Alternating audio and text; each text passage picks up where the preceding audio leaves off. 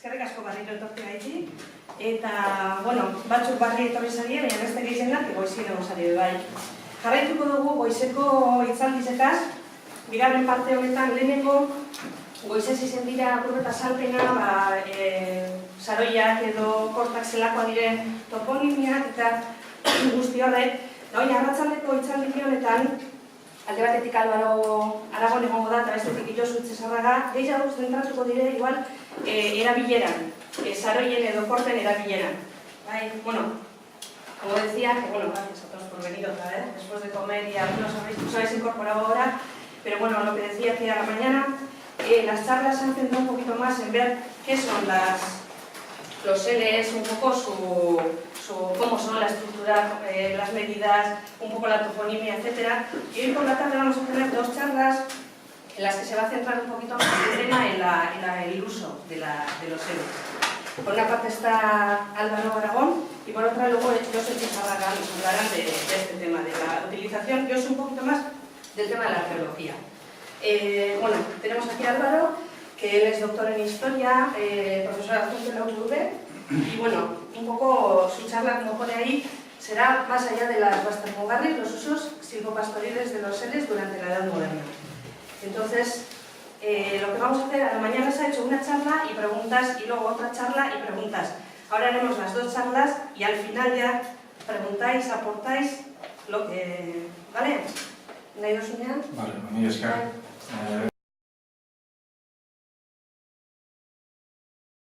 Lehenik eta bain nahi nuke eskerrak eman Euskal Herri Museoari, Euskal Herriko Museoari gonbidatu emangatik.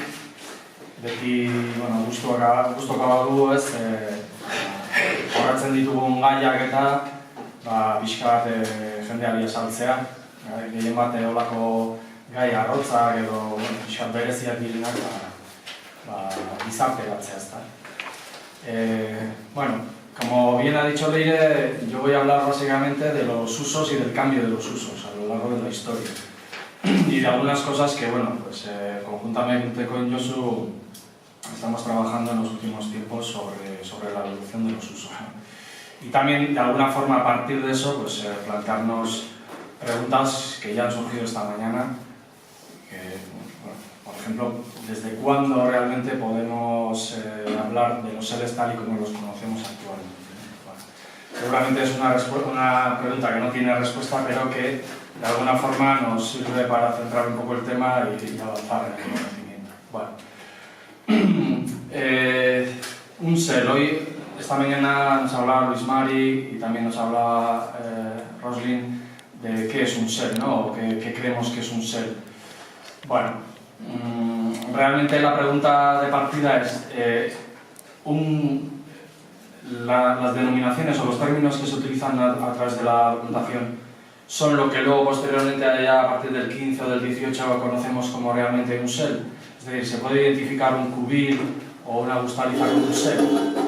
Bueno, parece que los términos al final sí son sinónimos, como vamos a ver, pero la pregunta es, ¿responde desde ese momento, desde prácticamente el siglo XI o XII, lo que aparece en la documentación con lo que luego realmente conocemos en el siglo XV? Bueno, pues ahí está un poco la duda, ¿no? Bien. Ahí veis, por ejemplo, el término cubilar, que sería pues, un cubil, un espacio donde los animales se recogen para dormir, es decir, una majada o paraje donde se recoge el ganado y se albergan los pastores. Esta es una descripción actual, que a día de hoy si entráis en el RAE, os aparece en el último diccionario del 2018.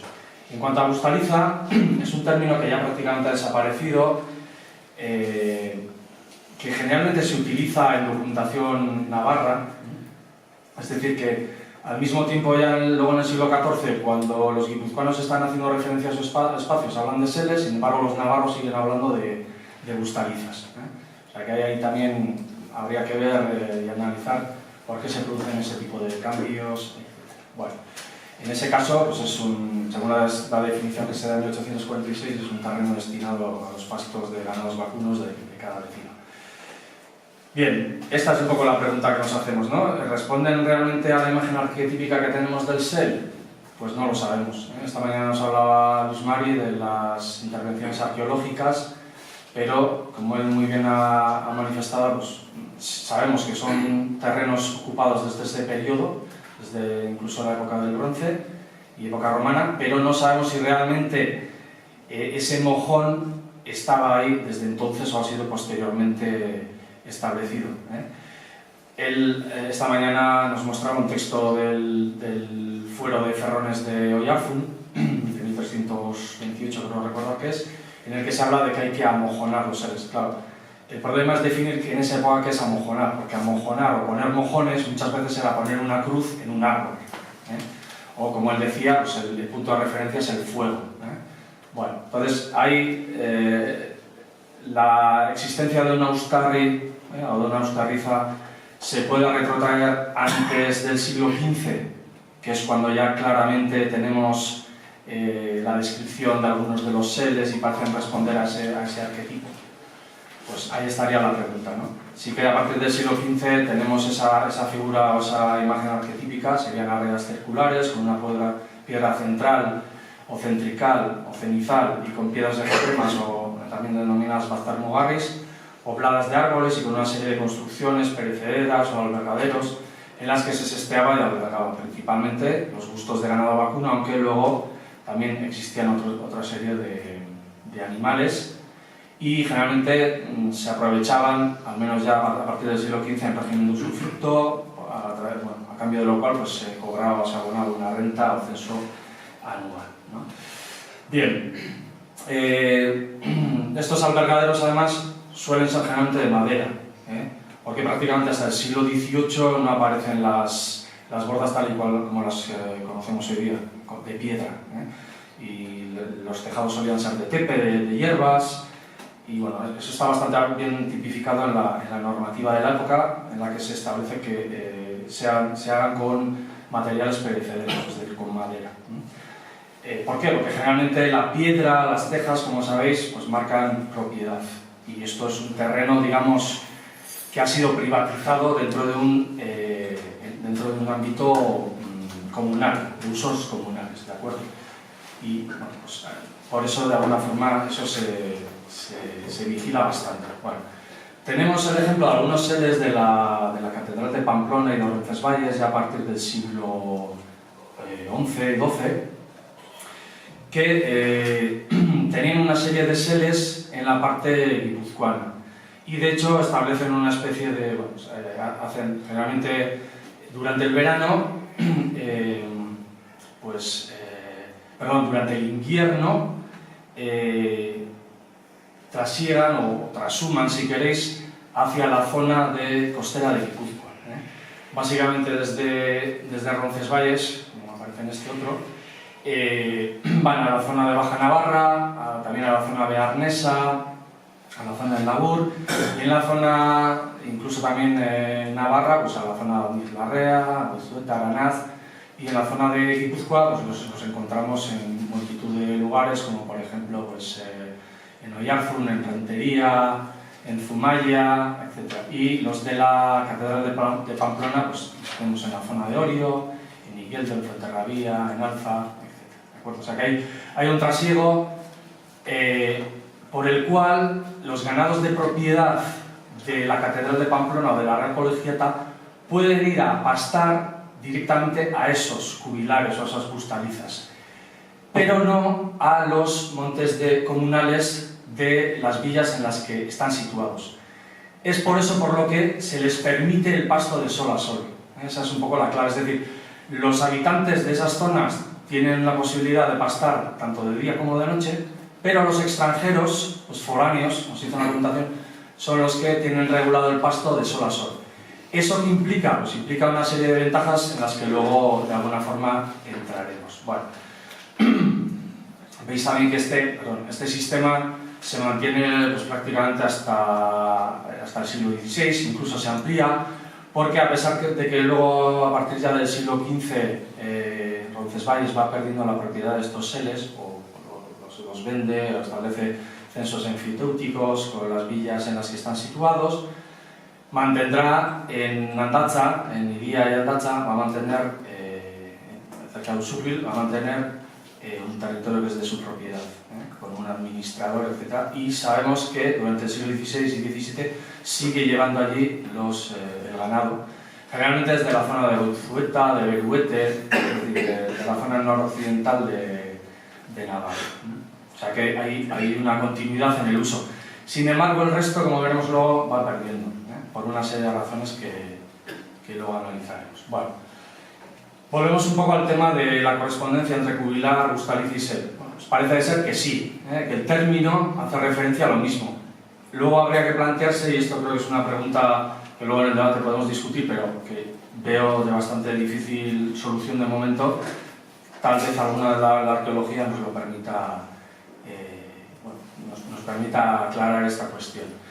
En un pleito entre los Ferrones y el Concejo de 1514 en Oiartzun se dice claramente como se nombraban seles, ebustalizas e cubillamientos, que todas tres cosas se contenían en dicho contrato.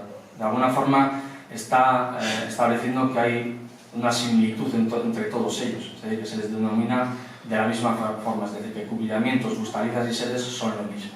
Y luego ya en el siglo XVIII encontramos en Ordicia una descripción y en ella pues, se dice claramente que sel, estancia o asiento de ganado, término y bustaliza fueron siempre y son cuatro nombres sinónimos. Con lo cual podemos concluir que sí, efectivamente los cubilares, las bustalizas y los seles acaban siendo lo mismo, pero ¿realmente responden a la fórmula que hoy día conocemos? Pues eso es lo que de alguna forma nos deberíamos plantear también, ¿no? Bueno. Tenemos aquí una descripción de lo que es un sel, o de los seles, en Pedro Bernardo Villarreal de Berriz, de 1736, es su famosa obra sobre las máquinas hidráulicas. Y aquí me interesan dos cosas. Por un lado, la descripción propia que hace él de los dos tipos de seles principales que hay, que luego veremos en una tabla las medidas.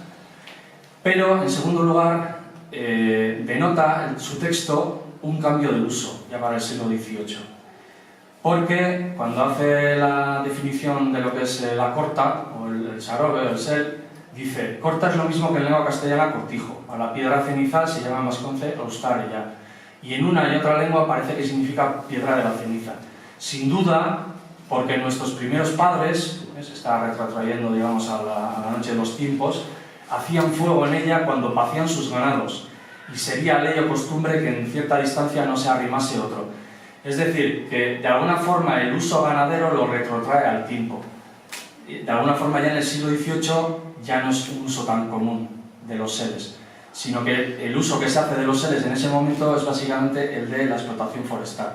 De ahí que lo describe como un monte. Es un monte en círculo perfecto que solo tiene un mojón en el centro, etc. ¿De acuerdo? O sea que este texto de Pedro Bernardo Villarreal de Berriz ya denota un cambio claro en la explotación de los seles. Bueno, como decía, hay dos tipos de seles, uno es el invernizo y otro es el veraniego. El mayor suele ser el de invierno, mientras que el del verano suele ser más pequeño. Antiguamente, si hacemos un recorrido por la historiografía, se decía que generalmente los invernizos estaban más abajo o a menos altura y los veraniegos estaban a cierta altura. Hoy día ya sabemos que eso no es así y que muchas veces pues, se solapan o están juntos los veraniegos junto a los invernizos. O sea que no es una cuestión de altura, sino que se toman en consideración otro tipo de argumentos y de factores. Bueno, aquí tenemos el famoso sel común que nos ha descrito antes Roslin, que aparece en la obra de Garmendia Larrañaga, pero que en realidad lo ha extraído de un expediente del archivo de Verástegui, en el que ya tendríamos de alguna forma ya la imagen arquetípica de un sel, ¿no? Con un mojón central, unos baztermugarris, una serie de medidas con sus boravillas, etc. Bueno, esto claramente sí se puede establecer en el siglo XV, pero anteriormente no está nada claro, ¿de acuerdo? Aquí tenéis las dimensiones de los seles por territorios, más o menos. Bueno, he hecho un poco una componenda de diferentes autores. Por ejemplo, el de 12 boravillas aparece en el fuero de Guipúzcoa como el sel mayor. Sin embargo, si lo comparamos con algunos otros, pues puede ser, creo que Daniel Armentería en su libro lo llama sel intermedio en vez de mayor. Bueno, hay son diferentes medidas que...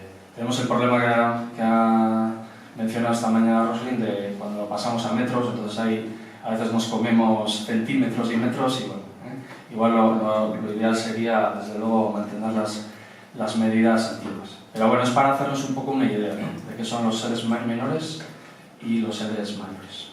Bueno. Aquí tenemos un plano del siglo XIX, creo recordar, o sí, creo que es del siglo XIX, de los famosos seres de Goizueta, en los que aparecen cuadrados. Luego, me acuerdo yo que en un mapa de Oyarzun de hace unos años aparecían rectangulares. Bueno, en muchas de las descripciones aparecen como circulares. No sé si luego en el 19 con la desamortización o la reorganización de las parcelaria, esa que se hizo, pues no sé, los convirtieron en cuadrados o no sé exactamente la razón de ser, pero bueno. Todavía en alguno de ellos queda la Austerlitz, algunas que he ido yo por ahí, pues se puede ver todavía en el monte los rastros de ellos. Bueno, generalmente, como os digo, pues en el País Vasco aparecen con una forma redonda y en Navarra, pues ahí no tenemos una cosa muy clara, parece ser que fueron redondos y luego se han convertido en cuadrados. Bueno, esa sería una cuestión a discutir. Aquí os he traído algunos ejemplos curiosos. Algunos ya son conocidos, tenéis aquí cerca del Pagasarri, pues algunos de los seres que se conservan hoy día. La mayor parte, como ya se ha dicho aquí, muchos de ellos se han convertido en pinares, y por eso se ven tan bien, porque son manchas, digamos, de pinares. Tenéis aquí a los de Alonsotegui, que esos también pues, son un poco de libro, los de Lima y Ceanuri. Y pues aquí tenéis también el de Ibarruri Maume, de Muxica, que este está en la publicación de Daniel Rementería, y este también de los seres de Busturia y Arreta, pues bueno, porque os queda más cerca, ¿no? Yo básicamente os voy a hablar de los seres guipuzcoanos, que son los que más conozco. Bueno, y aquí estaría, y ahí lanzo esa pregunta, es un poco a lo que le estamos dando vuelta y que bueno, nos trae un poco de cabeza, porque de momento es difícil dar una respuesta. ¿Realmente este ser era así, ha sido así siempre, cuando era un cubilar o cuando era una bustaliza? Pues no lo sabemos. Es factible pensar que la utilización de piedra también se empieza a hacer más habitual, eso se ve por ejemplo en las casas, etc. Se empieza a hacer mucho más habitual a partir de los siglos XIV y XV. Anteriormente, como ya nos ha mostrado esta mañana Luis Mari, la documentación no suele hacer nunca referencia a las Austarris. Alguna vez sí, ¿no? Pero hablan más bien de fogones o de marcas en árboles, de bordas o de, si queréis, cabañas construidas al lado del fuego, etc. Y también en los Bastarmugarris pocas veces aparecen piedras, sino que aparecen generalmente cruces y marcas en los árboles. Eso, de alguna forma, daba una ventaja, y eso es lo que se ve, por ejemplo, en ese pleito que os he dicho de 1514, que los ferrones, que son los dueños de la mayor parte de esos seles en comienzos del siglo XVI, lo que hacen es aprovechar que no hay realmente mojones para mover las marcas. Entonces, obtener mucha más madera para conseguir más carbón para sus ferrerías. Entonces, es un arma de doble filo, ¿no? De alguna forma delimita un espacio, pero por otro lado se transgrede continuamente. Y como ha dicho Roslin, pues bueno, muchas veces sí, vale, se supone que tiene una forma octogonal, pero habría que saber realmente cómo lo tenían delimitado, ¿eh? Y eso es uno de los grandes problemas. Entonces, ¿cuándo se empieza a colocar piedra? Pues bueno, no lo sabemos. Sabemos que en muchos casos, muchas de las piedras que existen actualmente como piedra centrical, muchas son del siglo XVIII, del XIX, que en muchos casos seguramente han sustituido a otras o nunca existieron y se colocaron en ese momento pues, por la desamortización, porque el dueño pues, vio la necesidad de tener eso marcado, porque hasta entonces no tenía esa necesidad, pero como van a intentar quitarme el terreno, pues lo delimito perfectamente, ¿eh? Entonces, muchos de estas Austarris son posteriores. No sabemos realmente desde cuándo existen este tipo de piedras y de hitos, ¿eh? El hecho de que aparezcan, como ha dicho Luis Mari esta mañana, que aparezcan en ellas o debajo de ellas restos de carbón que luego han sido datados y nos dan edad del bronce o edad romana, no te garantiza que la piedra sea de esa época. Lo que sí garantiza es que esos espacios han sido utilizados desde ese periodo. ¿De acuerdo? No sé si se entiende un poco lo que quiero decir. Es decir, tenemos muy claro que esos espacios han sido utilizados desde la edad del bronce o época romana, pero no sabemos si con la estructura actual, con un Eustar y unos Váster-Moarres, siempre ha sido así o eso empieza a partir del 14-15. Esa es la gran pregunta, ¿no? Y ahí tendríamos que ver pues, los cambios, digamos, sociales e incluso también, bueno, creo que puede ser importante darnos cuenta que en este momento es cuando empieza la mayor parte de los amojonamientos de las villas, y cuando empiezan a colocar ellos también mojones de piedra. En muchos casos todavía, incluso cuando se hace la lectura de esos amojonamientos, que son los de finales del 14, durante el 15, principios del 16, muchas de las marcas no son piedras, son meras aspas o cruces que colocan en los árboles. Total, que llega a los 100 años otro que quiere hacer un amojonamiento, empieza a leer el antiguo amojonamiento y dice, joder, pues aquí ya no hay marca, se la han cargado. Y bueno, pues en ese momento igual colocan una piedra o hacen otra marca. O sea que lo de las marcas hay que tener cuidado con ella porque nos parece que todo ha sido así desde siempre y no, no. Ellos sí que es verdad que en la documentación suelen utilizar la coletilla desde tiempo inmemorial, pero con esa coletilla hay que tener mucho cuidado porque es la típica excusa para decir que esto es mío desde siempre y como no tengo, digamos, un protocolo que lo demuestre, pues ya está, como llevo usándolo toda la vida y mis antepasados también, es mío y eso no se discute, ¿de acuerdo? Y ese es uno de los grandes problemas, ¿de acuerdo? Pasa un poco como ha ocurrido ahora con las iglesias, pues que en su momento llegó la iglesia y como no era de nadie, no había un contrato ni un protocolo notarial, llegaron, lo inscribieron y se han quedado con ello, así de claro. Pues con esto pasa un poco lo mismo. Bueno, ¿qué tipos de seres tenemos? Pues creo que en esto coincidiremos casi todos. Hay seres particulares, en algunos casos están relacionados pues, con los parientes mayores o jaunchos locales que los han recibido, no sabemos muy bien si los han conseguido por su parte o a través de donaciones. Sabemos que en algunos casos estos seres formaron parte antiguamente de las comunidades religiosas, o sea, de los cenobios, por ejemplo, navarros, y que algunos de ellos, por donación, etc., pues han acabado en manos de particulares.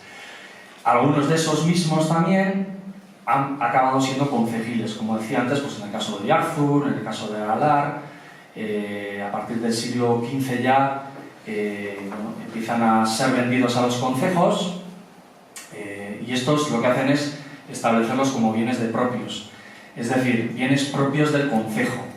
Además, un concejo que a partir de ese momento ya en el 16 es un concejo cerrado, no es el concejo de todos los vecinos, es lo que se llama un regimiento. Y de alguna forma lo que están haciendo es apropiarse, señorializar, por decirlo de alguna forma, esos bienes para de alguna forma atender a las necesidades monetarias de los propios concejos, es decir, los ponen en renta y con ese dinero hacen frente pues, a las necesidades de pago de pues, caminos, infraestructuras, el pago del alcalde, de los oficiales concejiles, etc. Eso sí, siempre con la premisa de que se respete el derecho de servidumbre. Es decir, la mayor parte de todos estos terrenos, no hay que olvidar que están en comunales. Entonces tienen que respetar el derecho a paso, de paso. Es decir, que no pueden ser vallados. No se puede impedir el paso del ganado. Y esto perdura así prácticamente hasta el siglo XIX, hasta las desamortizaciones. Incluso después hay pleitos larguísimos que bueno, intentan de alguna forma preservar este tipo de privilegios o de usos comunitarios y que con el tiempo pues, ya van a ir perdiéndose. Pero hoy día, por ejemplo, hay problemas incluso en el monte. Las famosas atacas, hay gente pues, que se piensa que el terreno es suyo y no te deja pasar ni por las atacas. Y debería existir, porque eso, digamos, no sé si existe legalmente, si no Luis Mari luego me corregirá, pero digamos que el uso de los montes y el uso continuado pues, ha mantenido esa costumbre, entonces se debería dejar. Pero hay gente que bueno, pues no es consciente de esa costumbre o viene de un mundo en el que hay otras costumbres y no lo respeta. Pero antiguamente el derecho a paso era sagrado, era intocable. Y luego también hay una serie de seres que generalmente están situados en zonas de aprovechamiento por indiviso, es decir, que son compartidas por dos entidades municipales. Pues esto se ve claramente en los Montes Francos del Urumea, se ve por ejemplo en el caso de Oyarzun, etc. Son seres que se van utilizando, es decir, las rentas que se pagan por ese uso privatizado luego se dividen entre las dos entidades municipales. ¿De acuerdo? Ese es el concepto de proindiviso. Y bueno, como esos hay bastantes. Y en la geografía vizcaína también hay numerosos. Bueno, ¿cómo es la gestión de los seles? Sean los seles particulares o sean concejiles, generalmente cuentan con un mayoral o maister. Este mayoral, en el caso de los seles concejiles, es elegido a voz de concejo. Y en el caso de los particulares, pues es el señor particular el que contrata a una persona y digamos que le arrienda además a través de un pago, pues establece un contrato, un convenio para que le cuide el ganado, etc. A su vez, este maister cuenta con una serie de vaqueros, un ayak, que están asalariados, cobran un sueldo, y luego también en algunos casos estos a su vez tienen a sus órdenes a una serie de mozos, ¿no? Se dice en la documentación, que serían unos morroya.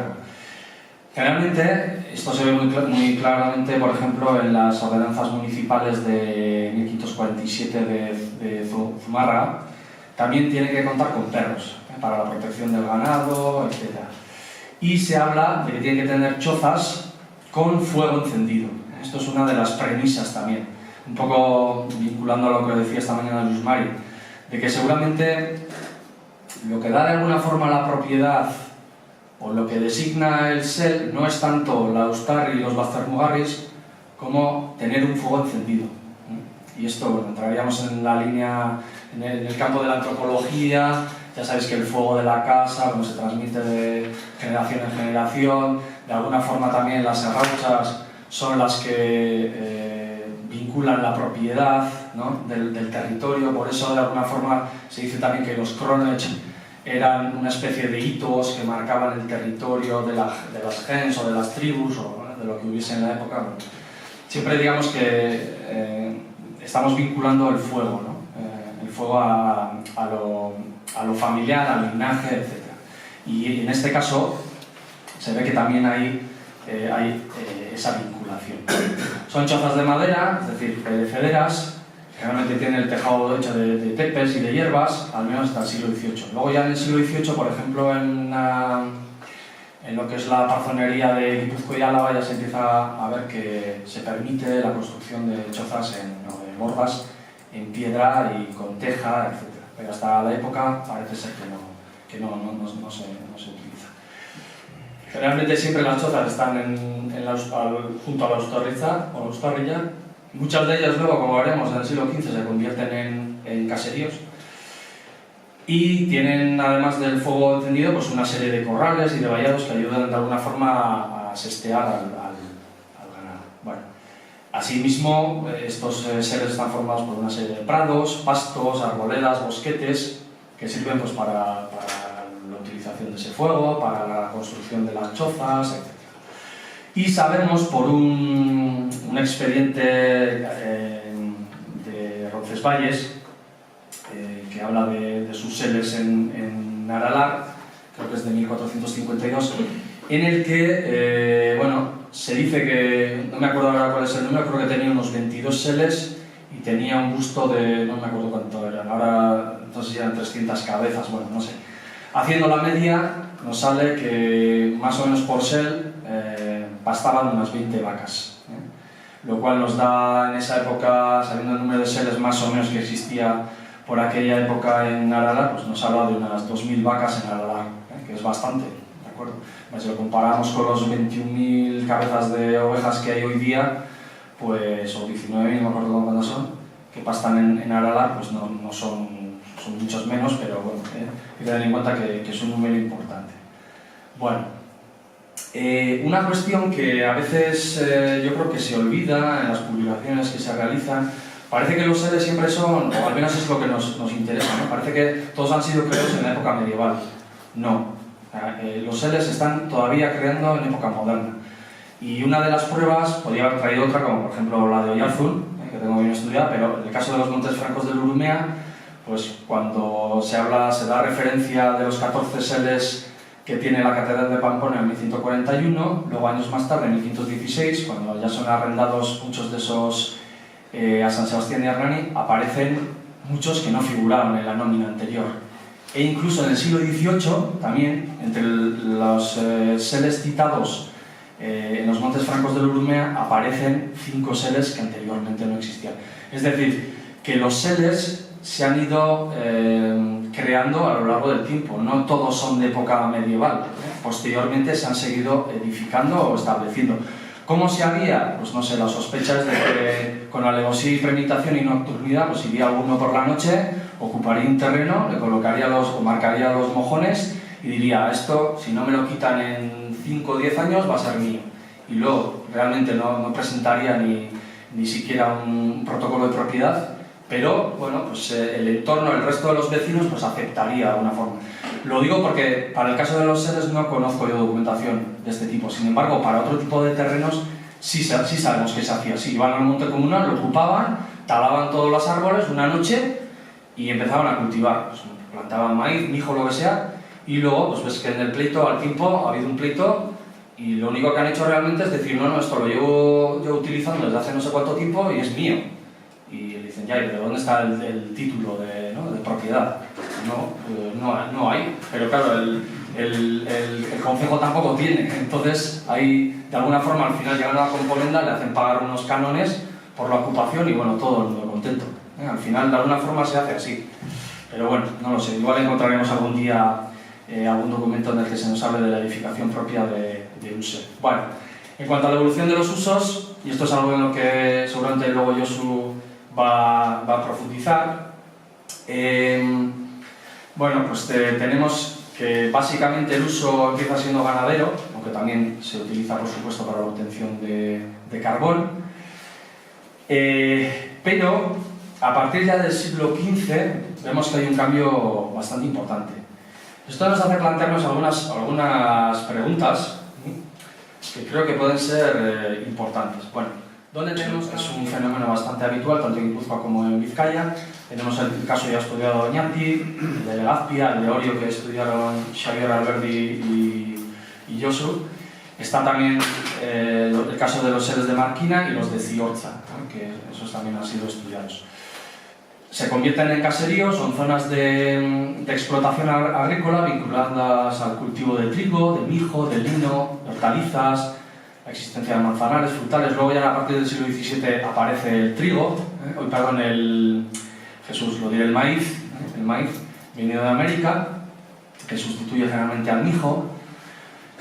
Y en muchos casos vemos que ya a partir de este momento, sin abandonar la actividad ganadera, aunque ahora es tabulada, ya tienen los propios establos para poder mantener el ganado, en algunos casos además mantienen un sistema de semistabulación, es decir, durante el invierno los mantienen en el ucuyu, mantenidos pues, con nabo, con maíz, con otro tipo de pastos y forrajes, y luego en verano lo que hacen a veces es subirlos a los seles o a los montes comunales, ¿no? O sea que combinan este sistema.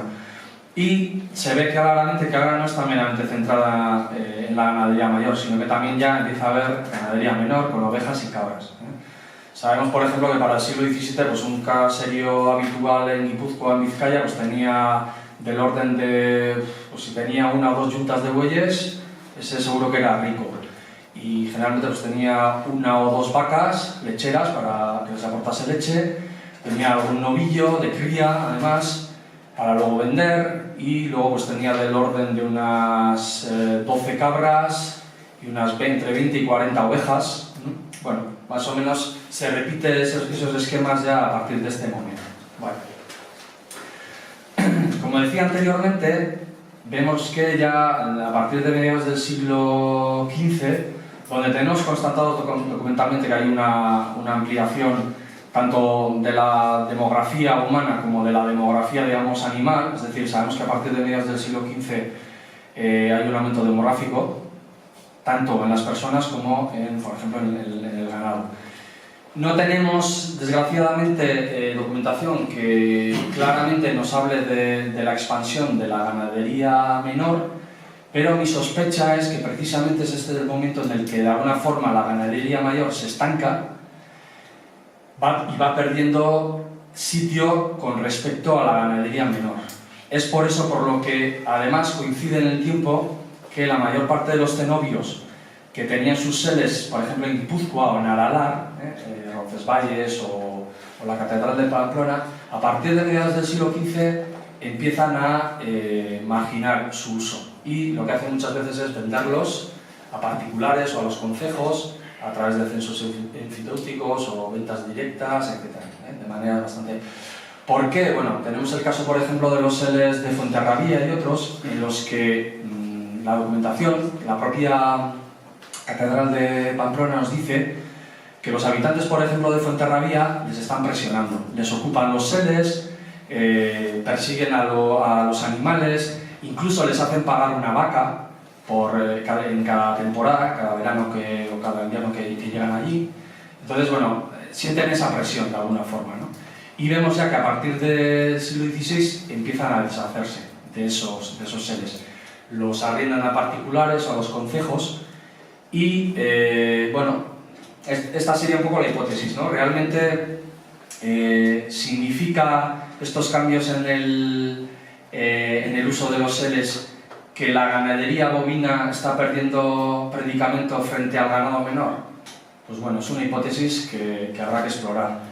La documentación, por desgracia, no da muchas pistas y prácticamente no nos habla del ganado menor, de las ovejas y de las cabras, hasta prácticamente el siglo XIV-XV. No sabemos si eso es una prueba fehaciente de que realmente no tenía gran importancia numérica y que la importancia numérica se establecía con respecto al ganado bovino.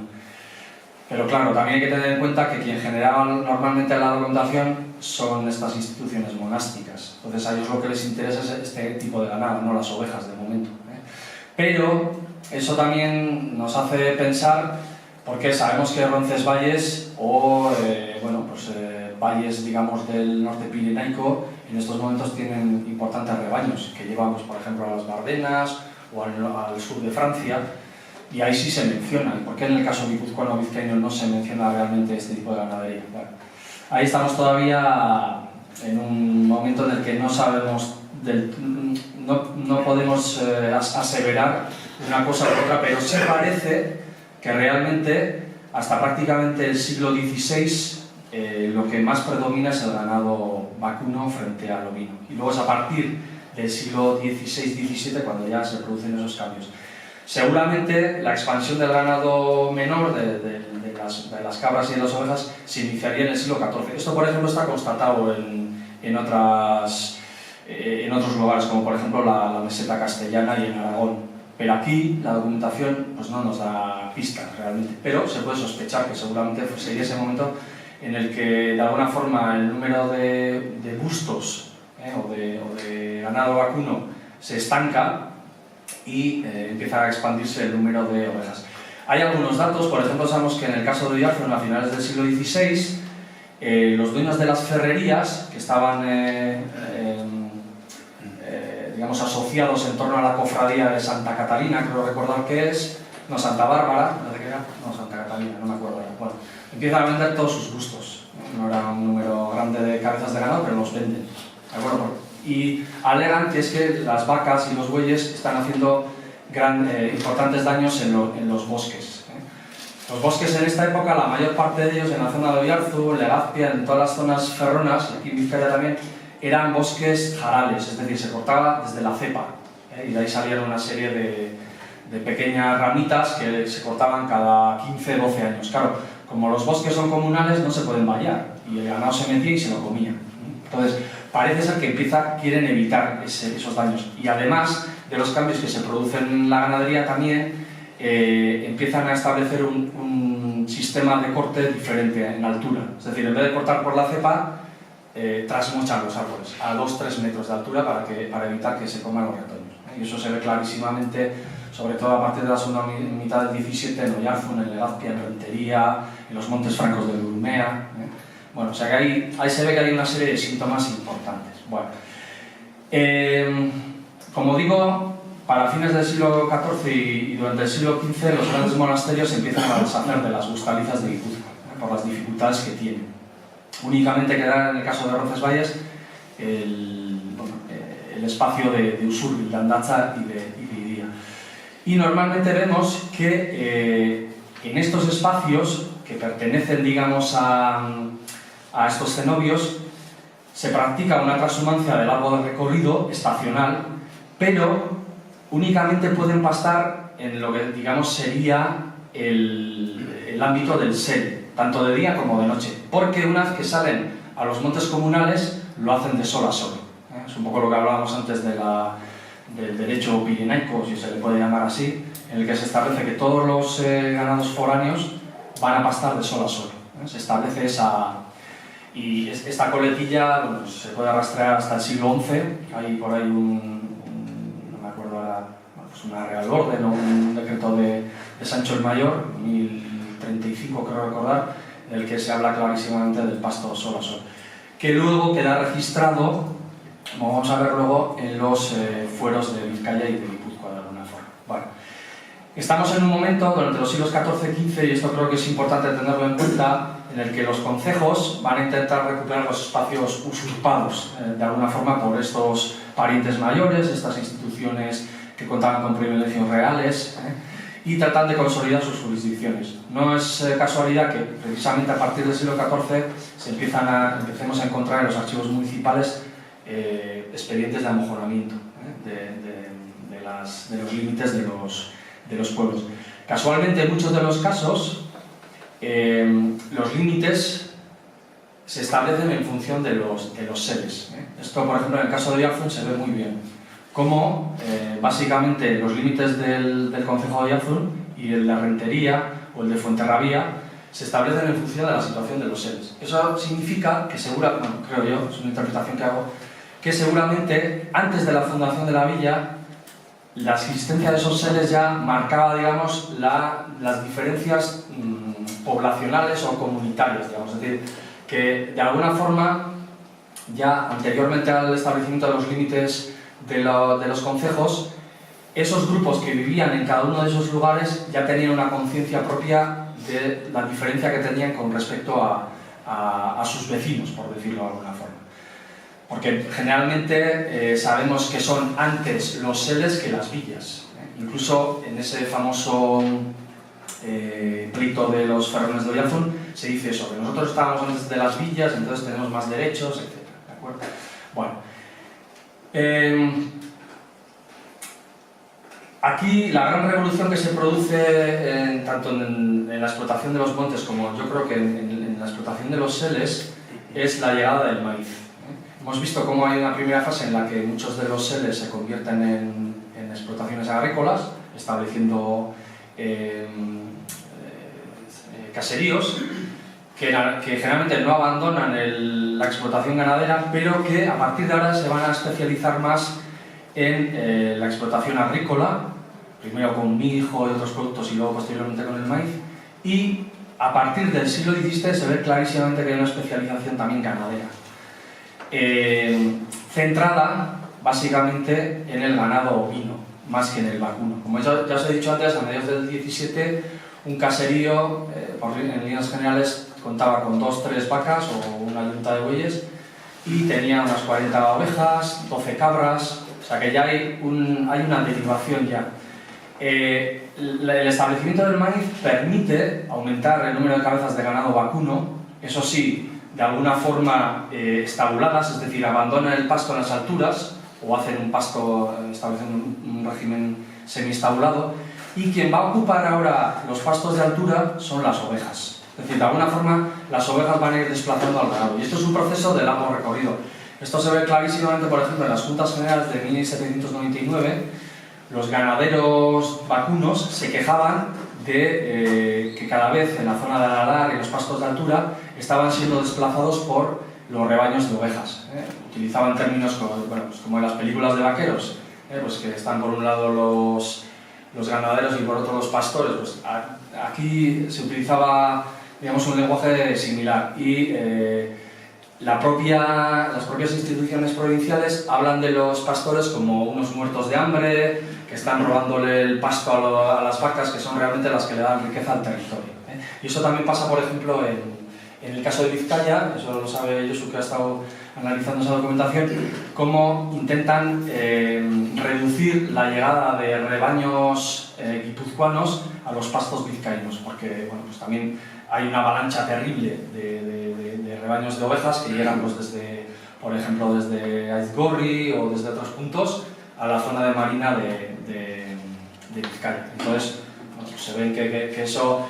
Generalmente en Guipúzcoa también, cuando se establezca lo que es la transhumancia ya de más largo recorrido, a partir del siglo XVIII, es decir, desde la costa hasta las sierras interiores, vamos a ver que lo que se prioriza primero es que haya pasto para los ganados locales. Y una vez que, digamos, han sido saciados, entonces se permite la entrada de ganados foráneos, ¿de acuerdo?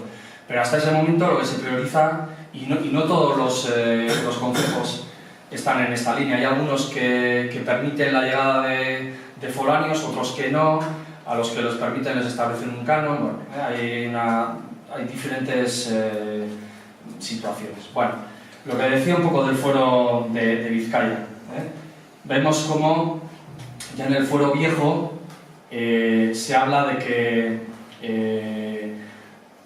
hacen con sus ganados muchos daños en heredades ajenas, así en los panes como en villas, en manzanares, en viveros, en huertos, en otras ceberas, en hortalizas, por la mala guarda que de ellos se hace. Entonces lo que se establece es que se guarden bien. Es decir, aquí lo que vemos es que, como os he dicho antes, ha habido ahí un aumento poblacional, demográfico, y poniendo en balanza los intereses ganaderos y los intereses, digamos, agrícolas, se ve claramente, tanto en el caso guipuzcoano como vizcaíno, que vencen los intereses agrícolas. Es decir, lo que se pretende es regular el pasto del ganado y se prioriza de alguna forma o se defiende la actividad agrícola, de alguna forma.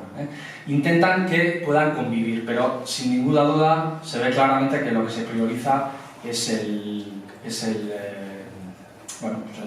la agricultura, ¿de acuerdo? De alguna forma, pues para dar de comer a esa población que va en aumento.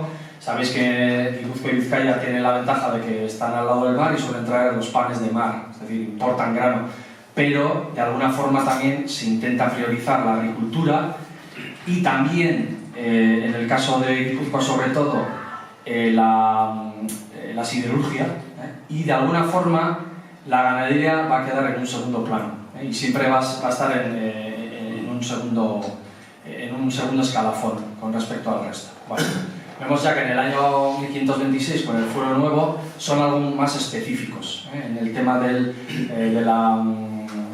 cuidado del ganado. Dice, porque tales ganados destruyen las heredades no solamente de sus dueños, pero aún de los vecinos, lo cual se evitaría si los dichos ganados, sus dueños, los echasen a los montes y ejidos altos con guarda y pértiga, según el fuero viejo. En el fuero viejo no se utiliza estos dos términos, pero ya se ve que lo que interesa es la guarda, ¿no? que estén cuidados. Y aquí viene un poco lo interesante. Por ende, dijeron que ordenaban y ordenaron todo y cualquier vizcaíno que haya y tenga tal ganado, se ha tenido de echarlo una vez al día por la mañana a los montes altos y ejidos altos y pastos acostumbrados con guarda y pértiga. Ahí se me ha colado la T. Que los guarde y los traiga de sol a sol, so pena de 50 maravedís por cada vez para los reparos de caminos de su pueblo. Y vueltos de noche los tengan encorralados los ganados menudos, así como cabra, oveja y puercos, y también los ganados mayores, si bajasen de los tales ejidos. Bueno, aquí se pueden hacer muchas lecturas, pero seguramente se está refiriendo a esos ejidos, aparte de ser los ejidos comunales, también seguramente están incluidos los seres. O sea que se hace una diferenciación, digamos, en el pasto y, como decía antes Luis Mari, pues se establece la coletilla de sol a sol, ¿no? Y se establece que suban durante el día a pastar todo lo que el día, digamos, les dé, y luego antes de que se ponga el sol se vuelvan a sus albergaderos. Claro, aquí a partir del siglo XVII y XVIII el problema va a venir en dónde están realmente esos albergaderos, si son de donde realmente han salido o son aquellas bordas que tienen arrendadas o en las que están, y ese va a ser el problema.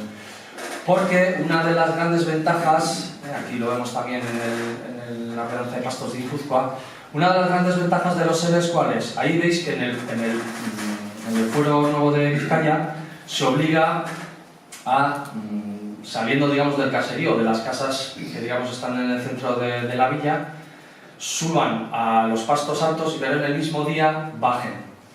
Claro, si tú tienes arriba una majada, tienes un sel, tú puedes permanecer por la noche y llegas antes que el resto para poder aprovecharte de los mejores pastos, incluso de otras jurisdicciones. Entonces, la virtualidad que tienen los seles en este momento es esa, que de alguna forma permiten un mejor y mayor aprovechamiento de los pastos a quienes lo tienen arrendado o quienes lo disfrutan. Y eso es una ventaja muy importante, en un momento además en el que hay una importante, digamos, bueno, pues hay una competencia grande en torno al aprovechamiento de estos espacios. Vale. Aquí tenéis la ordenanza de pastos de Guipúzcoa y dice que los ganados de cualquier natura, saliendo de mañana de sus casas y moradas donde moran, que puedan pastar y pascan las hierbas y puedan beber y beban las aguas en cualquier término de montes de la tierra de Guipúzcoa, de sol a sol, tornándose a la tarde a sus casas y moradas de donde salieren de mañana, aunque los tales términos o montes sean seles u otros términos amojonados. Si quisiera de concejo, si quisiera de los fijosdalgo o de otras personas singulares, o que los tales señores de los tales términos y montes, ni alguno ni algunos de ellos no puedan vedar, ni veden ni defiendan la tal prestación el uso a los tales ganados. Pero que esta prestación no haya de aquí adelante los ganados en las viñas, ni en los viveros, ni los manzanales, ni las huertas, etc. Es decir, cuando hubiese pan, cuando hubiese fruto o lo que sea. Es decir, clarísimamente vemos que vale, se permite el pasto en la parte alta, pero las heredades relacionadas con la explotación agrícola son de alguna forma protegidas. Se está haciendo, priorizando digamos, la explotación agrícola frente a la ganadería. Y esto yo creo que es una de las claves. En realidad, aquí es cuando por primera vez aparece claramente en una reglamentación el sistema del sol a sol, ya plenamente establecido.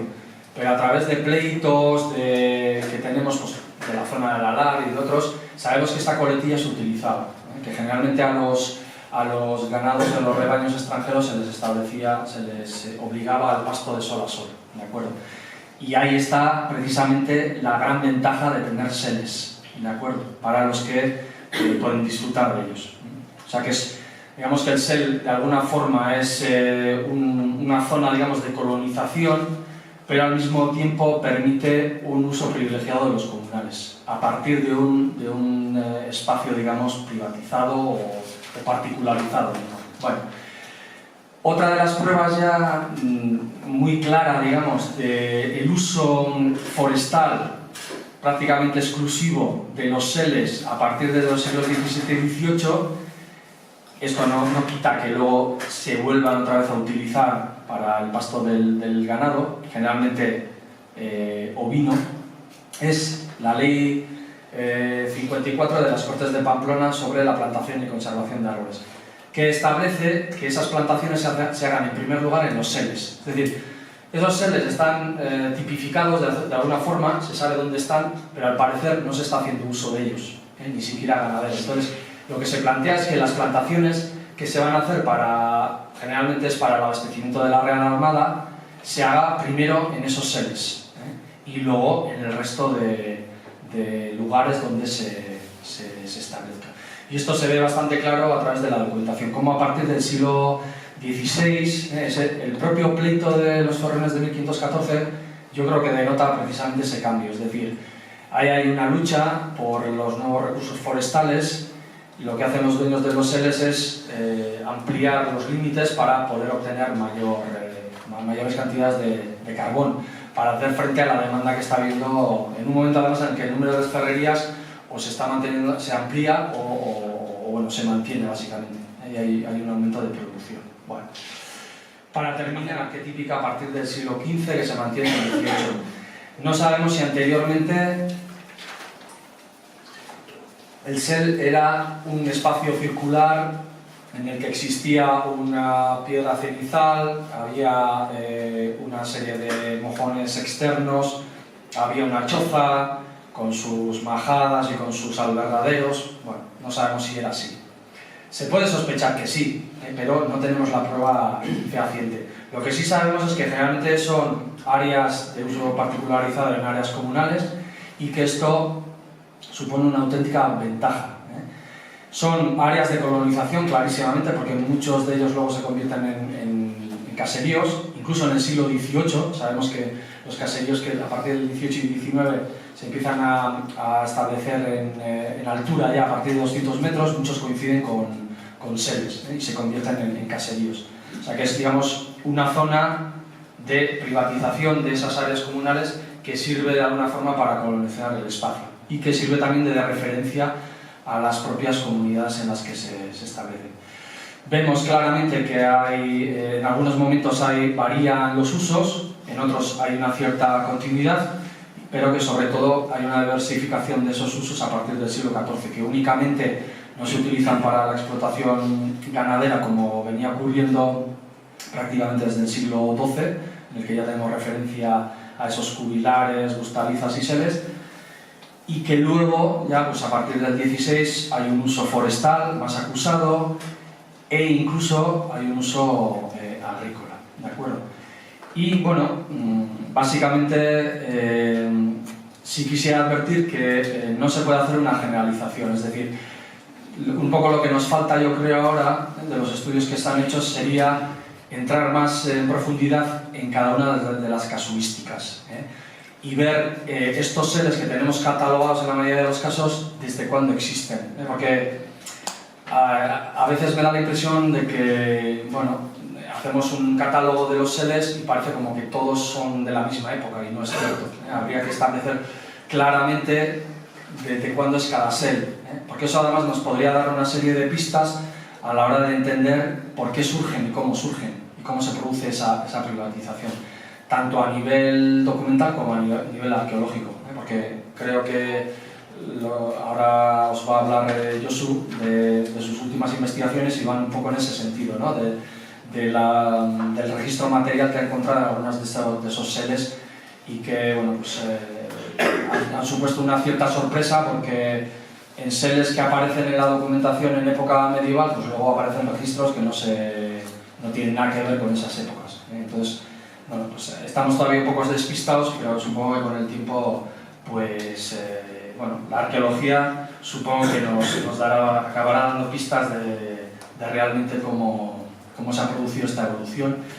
Y no sé si algún día llegaremos a saber a ciencia cierta cómo han surgido los seres, qué son realmente, pero bueno, por lo menos lo interesante es que la muestra de ellos que estáis aquí es que este tema hace unos años no le hacía caso prácticamente nadie y bueno, pues hoy día parece que concita el interés de la gente y esperemos que esto sirva también pues, para que los que toman las decisiones, que son los políticos, también los técnicos de cultura y de urbanismo, etcétera, de los ayuntamientos, pues entren un poco en razón y empiecen a tener un poco de sensibilidad en este tipo de aspectos, porque por desgracia este tipo de hitos están desapareciendo. Y creo que, como os he dicho esta mañana, son hitos importantes en la historia de nuestro pueblo. Bueno, este llega a ver, gracias.